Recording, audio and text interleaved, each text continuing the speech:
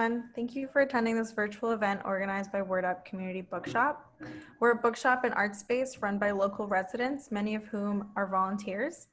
Beyond our virtual events, we can be found at 2113 Amsterdam Avenue at the corner of 165th Street in Washington Heights, New York. In person and online, we have hosted events for all ages and sell used and new books in English and Spanish. Check us out on wordupbooks.com to place orders. And now we're offering pickups between Tuesday and Friday, 1 to 5 p.m. We partner with the census to remind our community of how important getting counted is. Because of the new deadline, it's now October 5th. Billions of dollars are at stake for New York, money that goes to schools, infrastructure, housing, and healthcare. We encourage everyone here to take their census at my2020census.gov and to check in with their loved ones to make sure they filled out the census in their preferred languages. Because we're not open to the public for browsing at this time, and we don't know when we will be, we started a GoFundMe campaign to maintain our space and meet our obligations while we're closed. And I'll drop that link in the chat.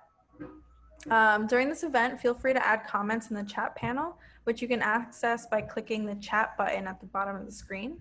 If you have questions, please click the Q&A button and put the questions there so that they don't get lost.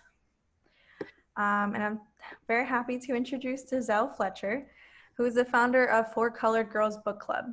Born and raised in Kingston, Jamaica, she received her MFA in poetry from the University of Florida and started the book club out of a desire to read more and create community around books by and for Black and brown women and non-binary folks. She does not own a cat. I felt that was important to include. The people need to. I'll hand it over to you now. Okay. Hi, everyone. As Carolina just said, my name is Gizelle, and I'm the founder of For Colored Girls Book Club, which is a space dedicated to amplifying and celebrating the voices of Black and brown women and non-binary folks. We meet once a month, and we always discuss a book by and about Black and brown women and non-binary folks. And today I am so happy to be able to talk to Peace Adzo Medie. Medie? Did I say that right? I tried. Okay. About her book, His Only Wife, that came out last month, a month and a day ago, from Algonquin Books. Peace is a Ghanaian writer and senior lecturer in gender and international politics at the University of Bristol in England. Prior to that, she was a research fellow at the University of Ghana. She has published several short stories and books, including Global Norms and Local Action, the campaigns to end violence against women in Africa. She's an award-winning scholar and has been awarded several fellowships because she is a badass. She holds a PhD in Public and International Affairs from the University of Pittsburgh and a BA in Geography from the University of Ghana. So she has all her bases covered. And she was born in Liberia. Peace, thank you so much for being here with us today. I am very grateful for it. Thank you so much, Gizelle, for that kind introduction. Of course. Do you want to start us off with a reading? Yes, I will start with a reading, but before I read, I will summarize the book to kind of set the scene for this extract that I'm going to read. So, His Only Wife, my debut novel, came out September 1st and is the October book pick for Reese's Book Club. Yes. It's a story about Afi, and Afi is a young woman in Ghana who, in a small town in Ghana, who finds herself in an arranged marriage. She's married to Ellie, and Ellie's a very wealthy man, and the marriage has been arranged by Ellie's mother, auntie, because she disapproves of Ellie's partner.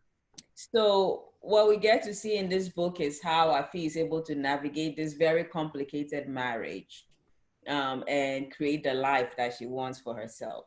And we learn from the very first sentence that Ellie does not show up for his own wedding, which is not a good sign.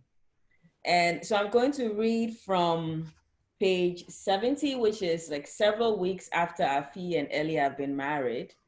And Ellie, and they've still not seen each other. So they've been married for several weeks. Afi has moved to the capital city of Accra, and she still has not met her husband.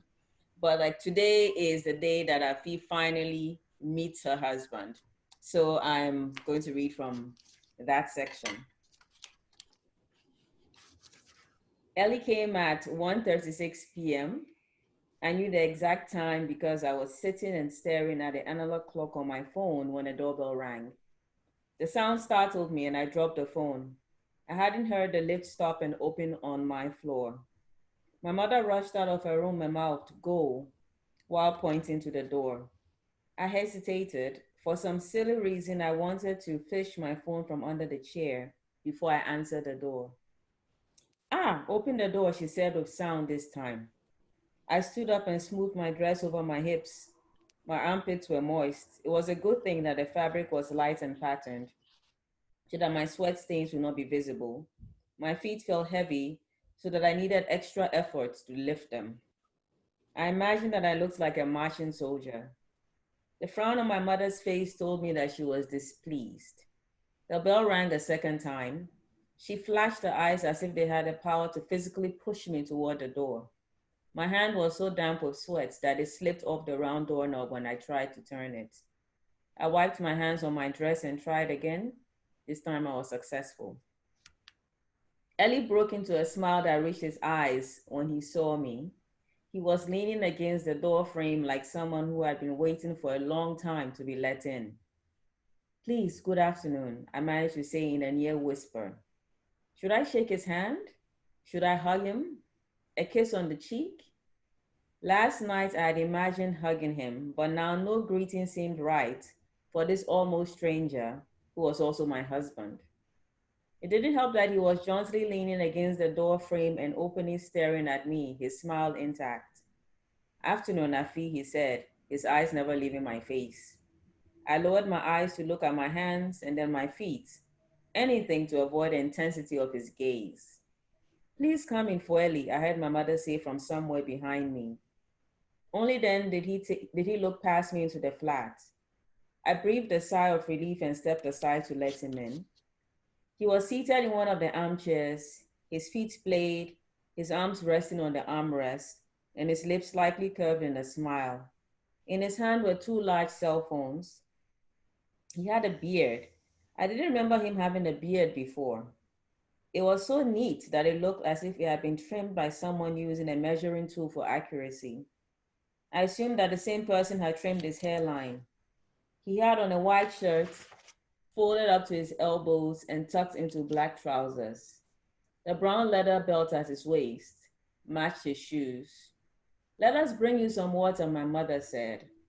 I was thankful for her words because I would have otherwise just sat and stared at him like a fool. I followed her into the kitchen as though we both needed to carry a glass of water. I decided at that moment that I hated the open floor plan of the flat because I really wanted to say something about the situation to her. But Ellie could see and hear me from the sitting room. So instead, I took a jug of water out of the fridge and she a glass out of the cupboard, all without talking to each other. I set the two items on a small silver tray and carefully walked back to the sitting room with my mother behind me. I placed the tray on the side table closest to Ellie and poured the water into his glass. He lifted it to his lips, and I went back to sit on the edge of the couch with my arms folded in my lap. "Wezo," my mother said when Ellie sat down. "Yo, how was the journey?" she asked him in Ewe. "It went well." "Your siblings," she continued, "they are well." "Wezo," my mother said. "Yo, you are the ones looking after people," she said, nodding her head. "You as well. You are the ones who have worked so hard," she said, still nodding as though agreeing with herself. "You as well. Are you well?" he asked her.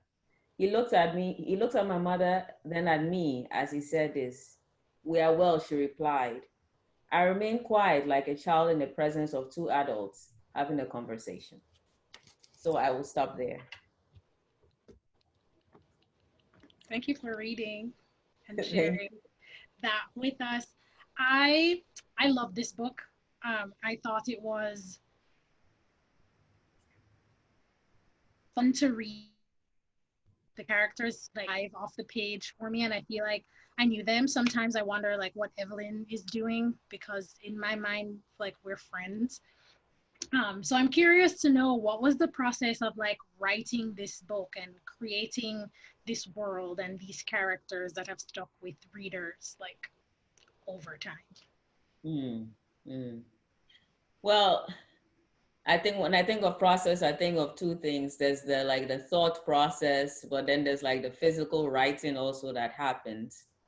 I think the thinking portion, or the inspiration or influence portion, it comes from two places. One being my interest in just wanting to see stories of regular Ghanaian women, regular African women, regular Black women.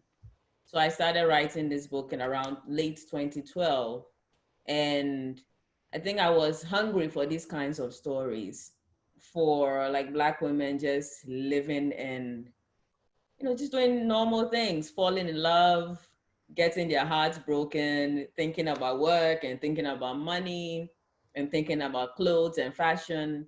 So I just wanted more stories like that, but also stories that I felt centered, places that were familiar to me, and stories that kind of covered issues that were also familiar to me.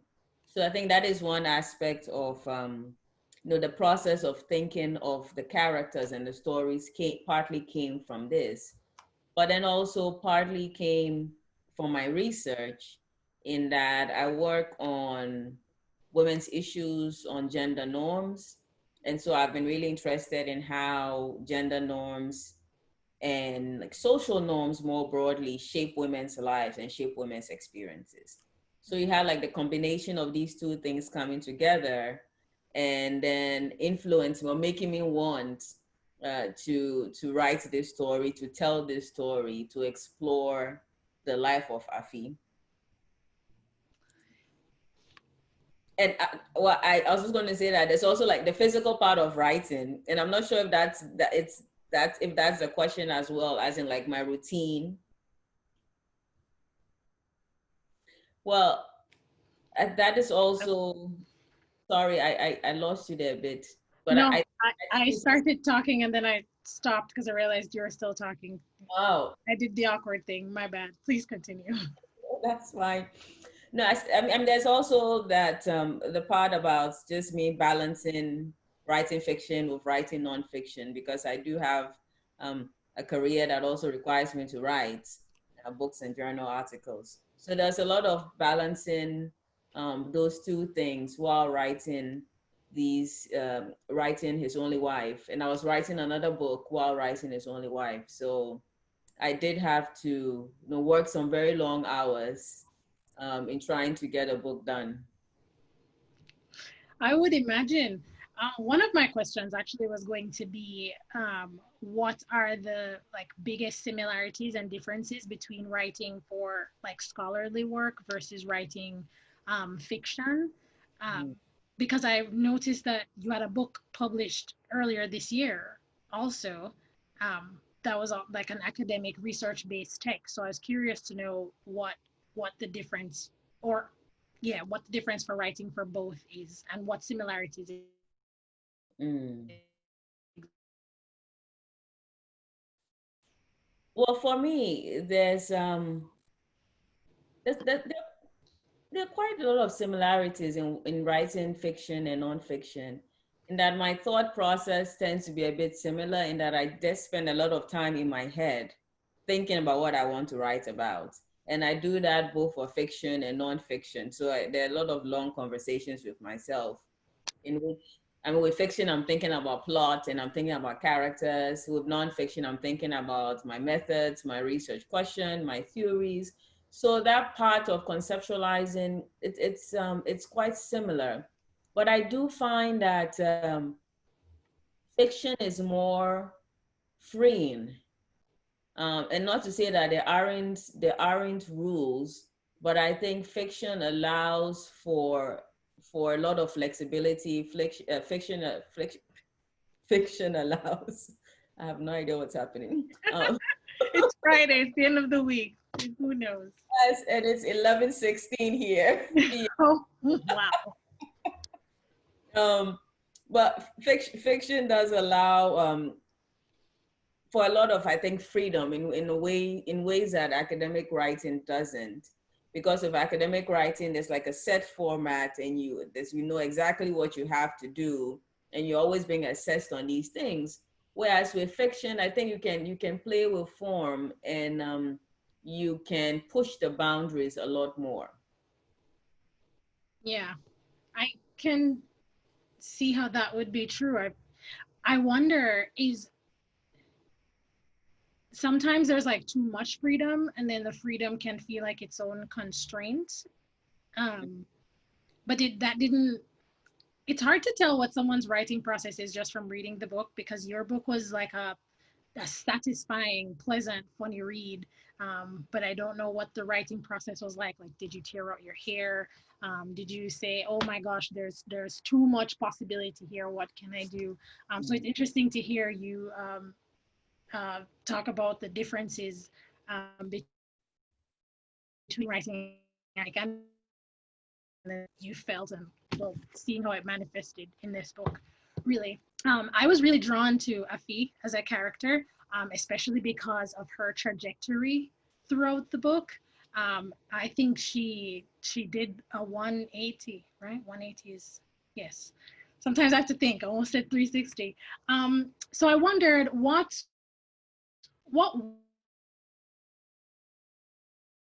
were in the book, like throughout the book. Sorry, I lost you for like the second half of that question. You said, I wonder what, and then you froze. Okay. What 3 words, or yeah, let's say, what 3 words would you use to describe Afi throughout the book?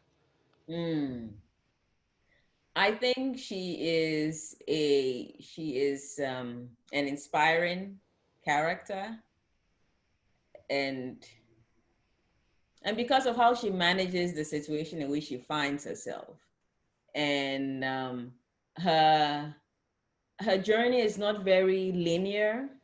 There are a lot of bumps along the way, and I remember, and this is what I love about fiction, where I feel we'll be doing things and I'll be like, what are you doing? This is a terrible idea. Don't do this, right? So not at all a linear journey, but at the same time, very inspiring. I also think that she's a frustrating character for this reason, in that, there were so many choices that she made that I would never make. But at the same time, the choices made sense because of who she is, right? But there were times when I was definitely frustrated with Afi and the things that she did. But for me, that is the joy of writing. I so love writing characters that are very different from me and see the world or experience the world in a different way than I experience the world. I mean, that allows for a lot of, for my imagination to run wild and for me to come up with details and plots and just things that might not necessarily be things that I would do myself. I think a third descriptor will be that she's very smart. And I think one of the things that fueled her was she wanted to better herself. And she didn't make it to the university. And that was something that she thought of a lot. But she was just a brilliant young woman who wanted to work and had really great ideas. So yes, I think she was also smart. I love what you said about sometimes you're writing her and she made choices that you're like, what is happening? What are you doing? Because I also definitely felt that while reading the book. I said, Afi, girl, come on, let's shape up. We can't be doing this. But I really love fiction that features women, specifically Black women, who make choices that, even though we don't necessarily agree with it, we know where it's coming from, why. So I was enamored with Afi for that reason, and with all the female characters, right? I feel like Afi's mother was very different from Auntie, was very different from Evelyn, was very different from Mausi. Mousy, yes. Okay. Yes. And could you talk to me about how the female characters in your book, they represented such like different paths taken, so to speak, while still existing under the umbrella of like the of patriarchy. Mm. Yeah, I really wanted the story to be realistic. I wanted there to be a range of characters who were, I mean, similar in many ways, but also different in many ways, because that is just how life is. And in our communities, there are just so many different kinds of people. And I wanted to have that representation. But at the same time, as you note, all of these women in one way or another are somehow pushing back against patriarchy, and in some cases are engendering and fostering patriarchy. Yep. Right. For sure.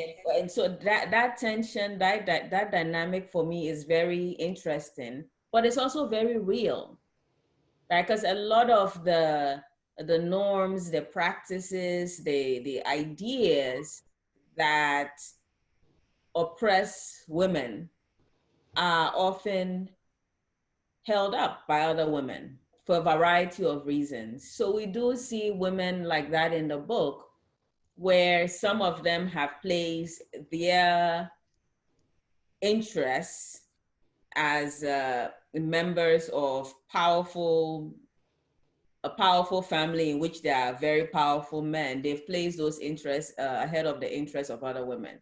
And for me, that I think that happens so much in our everyday life. And that was something that I wanted to explore. But at the end of the day, I wanted each of the women to also have their own journey, to have their own path. And also for there to be gradual change, in that by the time we got to the end of the book, I didn't want all of the characters to be the same people that they started off as in the beginning of the book. I would say that's a job well done. Afi alone was like night and day, very different. Even Auntie, who I thought would have been the most like staunch, not moving, set in her ways woman, seemed to like to give a little to rules that she didn't create, which I enjoyed reading. I thought that was like that was very masterful on your end. Reading this book reminded me of Changes by Ama Ata. I really hope I said that correctly. In that it's how tradition and modernity like meet up and sometimes cause friction. In that Essie had to deal with the traditional idea of a I don't want to do that, but then she finds herself in another relationship after and like getting into a relationship with another man who is already married, and like the give and take there. So I was interested in how you saw tradition and modernity like meeting up with each other in this book. Well, for me, it's not even a binary, because there are just there are all these links, and I know it's not only Ghana, most places in the world that you visit, I feel like all these societies are constantly in transition. And that so something that I get frustrated about in Ghana a lot, people will say that this is our tradition. And I'm like, dude, that is like colonialism that you just learned. That is not Yep. What is tradition, right? Is just us creating our life every day, you know, language and art and religion. Those are the things that we term tradition. And the things that we think about as tradition today were not things that were considered tradition 50 years ago, and people pushed back against them. So for me, it's not even a binary. I think what I try to do in the book is just show this gradual change that's happening, and that it's not. And if you even try to parse it apart and think about what exactly is tradition, you know, it's not always clear. Because even if you think about a wedding, the traditional wedding that happens, that begins the book, you know, so I don't know a lot about I'm no expert on the weddings or the various types of weddings in Ghana. But I've also heard people say this thing that we call the traditional wedding, it's changed so much, right? It doesn't look like the traditional weddings of 50 years ago, of 20 years ago. So for me, I just wanted to show, you know, the gradual changes, the links between what we think of as tradition and the new, and how the two are influencing each other, and the feedback that we get. Yeah, I like the way you phrase that. It feels more like a palimpsest rather than a dichotomy. Like Mm. they're on top of each other, off and creating new traditions in modern times. I like that a lot.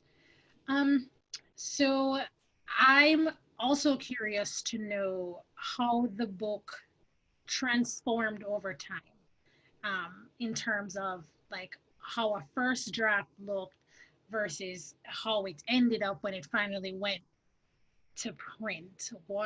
How did that journey go? Uh, you know, I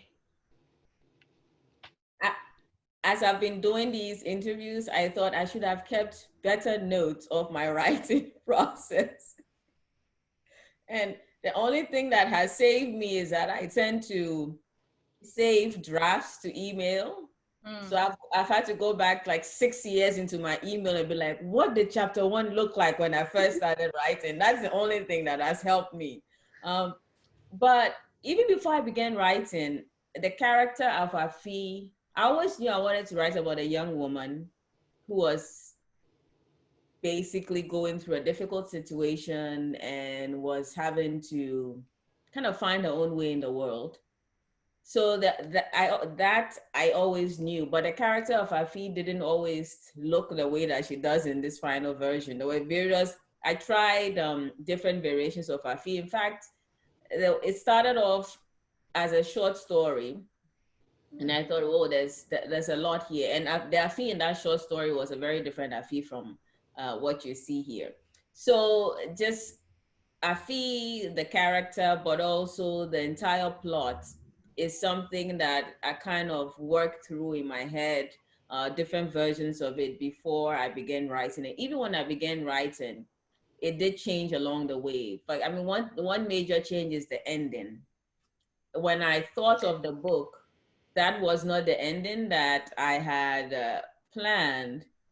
But then, you know, as you begin writing, you begin to know the character Mm. much better than when you were just thinking about the character. So I got to know Afi, and in some ways, she grew so much,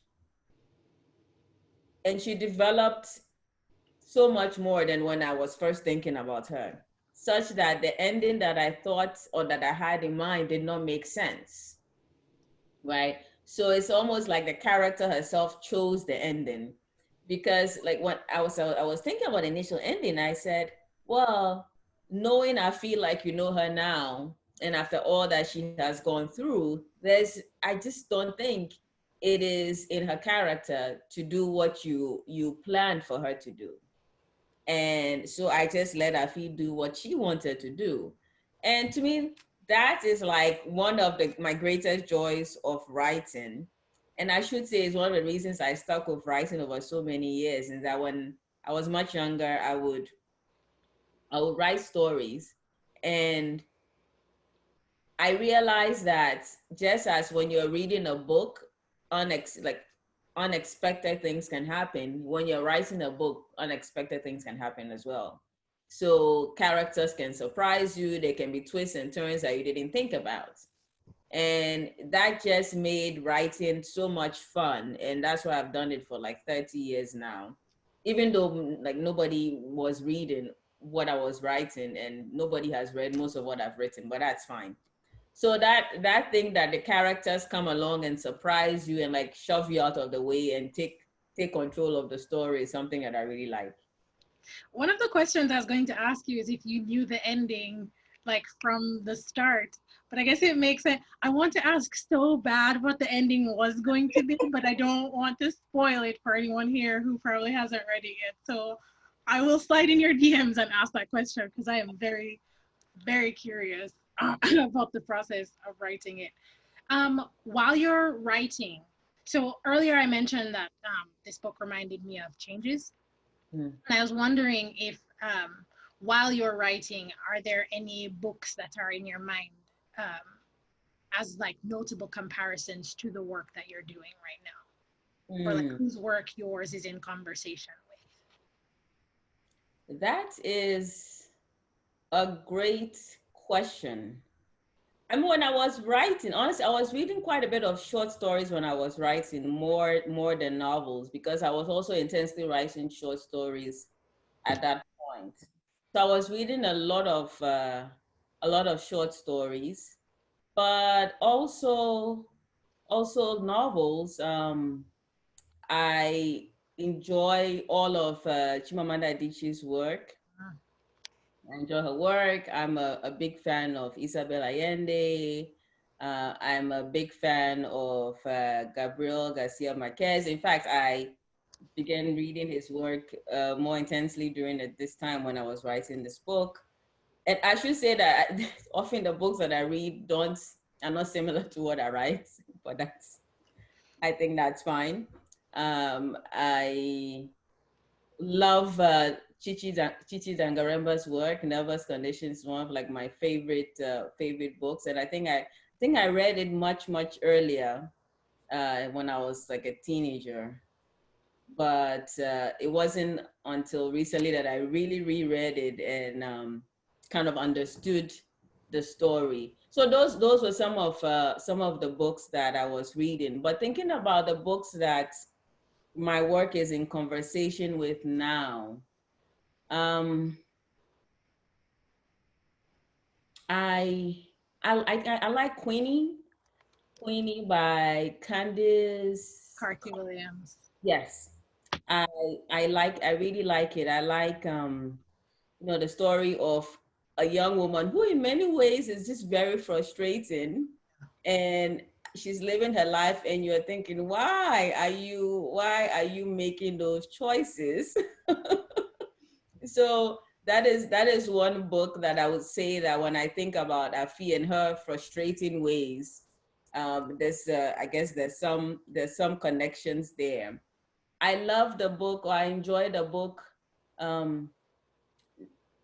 Man is No Woman, Itaf Rum. Yes. A Woman is No Man. Oh gosh, I'm pretty sure I'm mixing it up. A Woman is No Man. A Woman is No Man, is that it? Yes, pretty sure. 90% sure. That's another book that I like because of its treatment of marriage, of the complications of marriage, of obligation and family, and what that forces us to do. Another book that I enjoyed is Eleanor Oliphant is okay. I'm just terrible with titles. I can't keep everything in my head.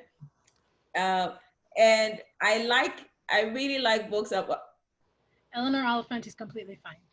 Completely fine. Oh, see, I was close. Okay. Google had to help me with that one. So I mean, I like books about quirky women, and I feel it's not necessarily quirky, but I do like women who are just doing their own thing and don't always fit into society. So yes, I think my tastes are quite eclectic, and I see kind of strands of what interests me in different bodies of work. I I also love quirky women. I love women who don't do what you expect. I love stories of women who slightly frustrate you and you kind of want to like throw the book at the wall a little bit, but then you stop because you really want to see what they're going to do next because they don't follow any like path or common script, which is also what drew me to your book really strongly. Oh, I can't get over that in the middle. I don't want to spoil anything, so I don't want to talk too much about that one thing that Effie did. I was like, girl, what are you doing? But I will so, keep it. so I didn't get the last bits. Oh, I just said I'm gonna keep it on the inside. Oh, okay. No, I was going to say that I really like to read about awkward women, and well, I won't go into why, but I I really think that there are already enough stories about awkward Black women, and I love Issa Rae, and I love Issa. Like anything she does, I'm like, I love this. I'm excited. And thanks to people like Issa, all of a sudden I'm like reading like film magazines because I want to know what they're doing next, and I just can't wait. But I think there is room for more stories of awkward Black women because I know so many awkward Black women, in a good way. I know, right? Nice to meet you. And like I want to see that awkwardness on the page. Yeah. I yearn for that awkwardness on the page. Sometimes I get secondhand cringe and like, oh, okay. But then I see myself so clearly in it because I self-identify as an awkward Black girl. So I love representation matters. Why is it important to you to write stories about women? I know that seems like a trite question because it's kind of like duh, but I want to hear like from your words why it's important for you to focus your stories on us.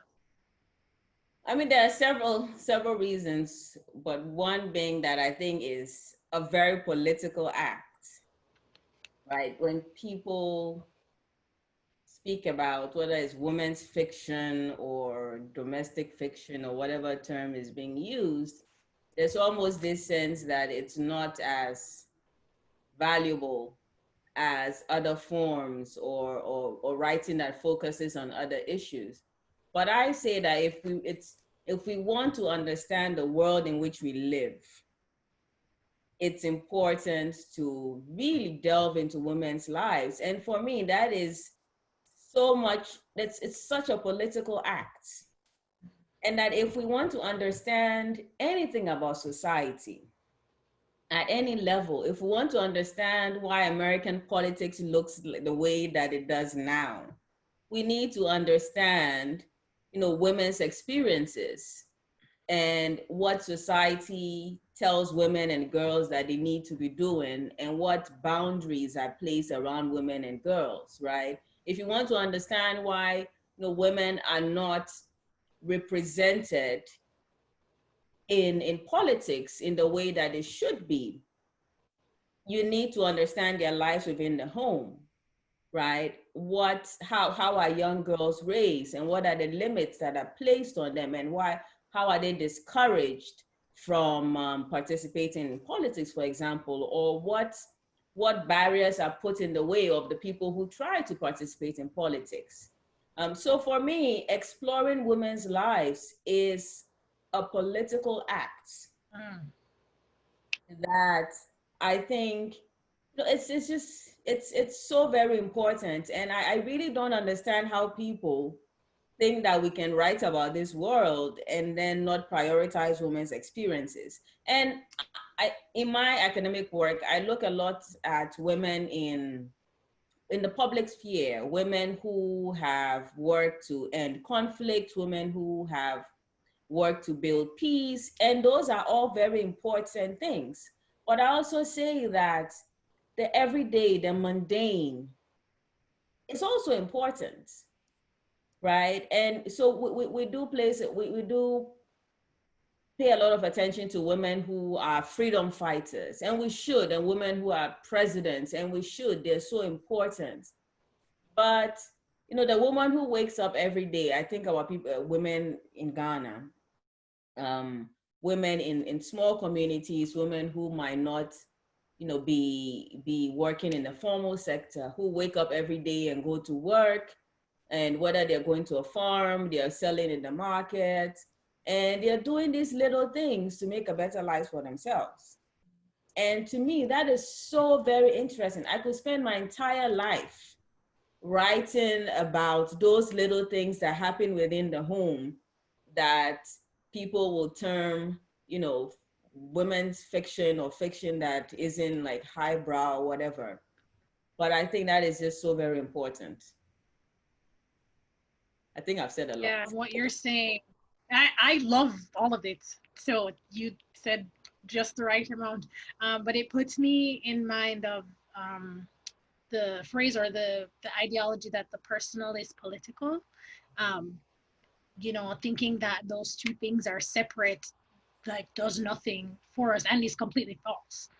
So the fact of like just telling the story of the every woman, the woman who does not have popular acclaim or doesn't have her name in newspapers, is like really crucial and very important, which kind of leads me to my next question, which is that like right now the world in general is like in a massive like change moment, like globally.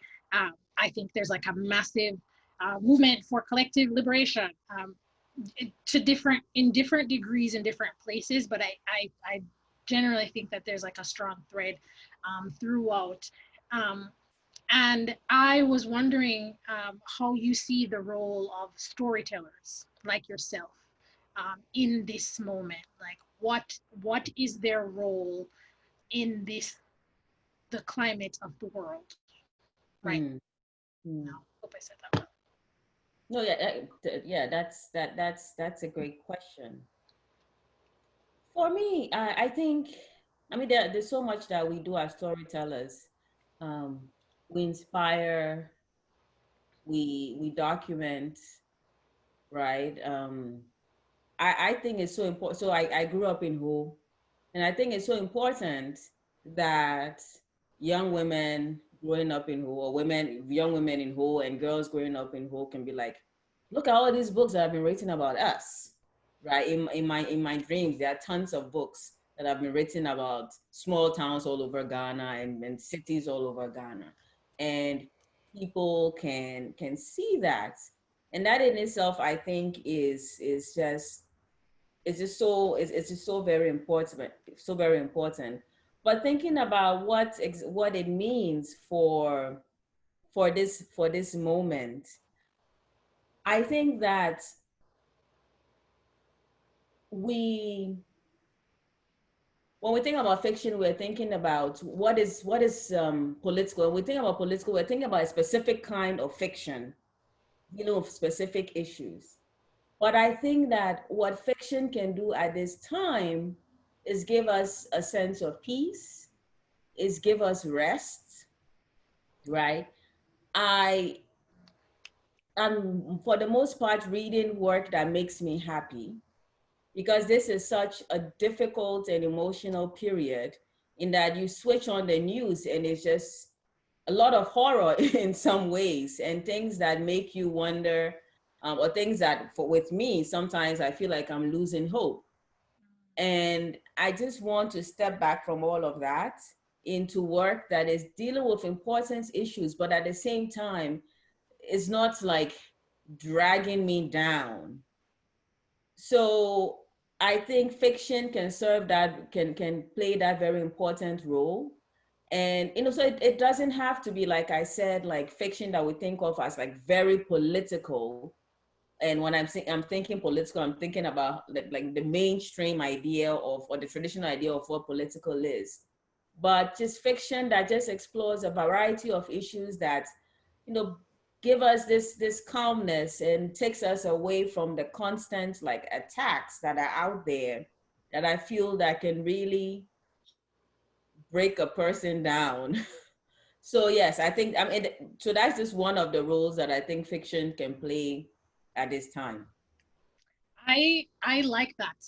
A lot of the perspectives I hear is like how fiction can help you imagine a new future, which is also, I think, valid. But to think that it can also offer you respite, right? It can offer you rest. It can soothe your weary bones, because you're curled up on a Saturday morning reading His Only Wife and being like feeling good about the changes, changes that Afi is going through, and you know, put your own like life to it. I really like that perspective a lot. So I have one more question, and then there's a question in the Q&A that I'll get to. What are you reading right now? So I feel like I've been asked that a lot, and I'm sure you have. I keep saying, like, I keep mentioning the same few books, which means that I have been reading the same books for a while now. But the book that I'm reading now and enjoying is Girl, Woman, Other by Bernardine Evaristo. Yes. That book is good. Yes. That book is good. I live in the UK, but I just don't see a lot of in art and culture of the Black British woman experience, but the experiences, because it's not like one experience, but the experiences of Black British women. And like I didn't realize how hungry I was for that book until I got it, and I thought, oh my goodness, this book and the detail in how the lives of these characters are painted and are portrayed, and the love with which the book is written. I'm absolutely enjoying that book, and maybe that's why I'm reading it very slowly. Also because I'm doing many things at once. But so yeah, I'm enjoying it. And oh, and another book that I'm reading, and it's making me laugh a lot. But I love fiction that makes me laugh. And any fiction that makes me like laugh out loud is like, I would take fiction that makes me laugh over anything any day. And I guess maybe it's, I see. Just saying. Sure. Maybe it's the time in which I find myself where I'm like, I just want something that makes me not feel like there's very little that's positive out in the world. So anyway, I'm reading Amos Tutuola's The Palm Wine Drinkers. Oh yeah. which is, and I should say I think it was published like in the 50s. Yeah. And I don't know if I ever read it. I read so many books as a child, and I can't remember most of what I read. So maybe I read it as a child, but I'm reading it as an adult, and now I'm like really grasping. And it is such a funny book, and it also reminds me a lot of my childhood and all the stories that I used to hear that used to terrify me, but now just seem very funny. So I'm reading that and enjoying it. I love that. Speaking of funny books, in case there's anyone in the audience who has not yet read His Only Wife by Peace Adzo Medie, Yes. go and pick it up from Word Up Books specifically. Yes. Shout out to Word Up Books. So the question in the Q&A says, how did you choose your book cover and who designed it? It's beautiful. It is a beautiful cover. And should I say, the people at Algonquin are just amazing. And Algonquin is my publisher. So I remember thinking, well, first of all, I didn't even know what the title of the book was going to be because I'm terrible with titles. And then I thought, oh, I don't know the title. Oh, and what's the cover going to be? And then this was the very first cover that they sent me. And I thought, oh my goodness, this cover is perfect. And I should say, when I saw it in like PDF, I was like, okay, I like it. But then when you see it on the hard copy, Yeah. And I'm not saying it because it's my book. This cover is amazing. And the cover designer, I really hope I'm not butchering her name, Jaya Michelli. And I did go to look, it's JAYAMICELI. And I did go to her website, and she's designed the most beautiful covers. And I mean, she is just amazing. Shout out to her. This is a stunning this is a kind of book that if you judge it by the cover, you will immediately buy it. So I think that's not a bad thing. Do you have anything else coming up in the pipe? Any other works we should be aware of? Anything you want us to know about your very promising immediate and long-term future? I'm editing the second novel, so it's well, went to my agent, came back with feedback, and I'm editing. But then I've also begun work on the third, which centers on an awkward woman, because I'm like, I need to see awkward Black women. Yes. I'm writing about a very awkward one, and I just want to get done with the editing on the second book and then focus on this third one, which is going to be so much fun to write. And honestly, I'm sure she's going to surprise me because all the characters surprise me. I cannot wait to meet this awkward character. I'm really looking forward to it. All the question I had for you in the Q&A box is empty. Thank you so much for talking with me and sharing about your process and about how your mind works when it comes to the book. I feel like I'm going to reread this. And then I'm going to think, oh, actually, Peace said so. Then move like that, maybe. I don't know. Oh, thank you. It's been such a joy chatting with you. Thank you. I've absolutely enjoyed it. And for everyone who signed, I never know what to say. Like everyone who tuned in, everyone who tuned in, showed up, signed on, etc. Thank you for your questions. Thank you for joining us this Friday evening, wherever you are. Thank you. Or Yeah, thanks everyone so much. Thank you, Peace. Thank you, Gizelle. This is an amazing talk. I'm like so excited to read this. It's been sitting on my bookshelf, and I've just been wanting to read this so badly. But thank you everyone for coming. Please check out our links, and if you want, support us. Yeah, have a good night, everyone. Bye-bye. Bye.